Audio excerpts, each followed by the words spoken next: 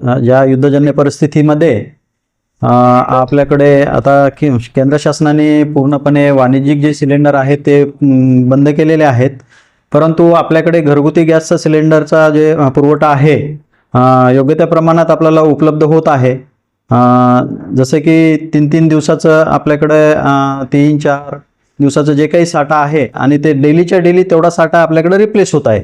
त्याच्यामुळे जनतेने कोणी पॅनिक होऊन हे करण्याची गरज नाही, ॲडव्हान्स बुकिंग वगैरे। ही सगळ्या जनतेला विनंती आहे की त्यांनी कृपया पॅनिक होऊन बुकिंग करू नये। त्याच्यामुळं सर्व्हरवर पण लोड येत आहे आणि त्याच्या अशा पण समस्या सर्व्हरच्या बुकिंगला सर्व्हरची समस्या आल्यामुळे तिथे पण गर्दी होत आहे, गॅस एजन्सीजमध्ये गर्दी होत आहे। कृपया कोणी असं गर्दी करण्याचा प्रयत्न करू नये। आणि दुसरी गोष्ट की माझ्या इतर आस्थापनेला पण विनंती आहे, जे आपण वाणिज्यिक सिलेंडर बंद केल्यामुळे आपण घरगुती सिलेंडरचा वगैरे वापर करण्यात येऊ नये।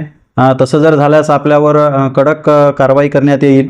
त्यासाठी आम्ही पथक नेमलेले आहेत आणि तहसीलदार यांना देखील तहसीलच्या स्तरावर पथक नेमण्यास सांगितलेले आहेत।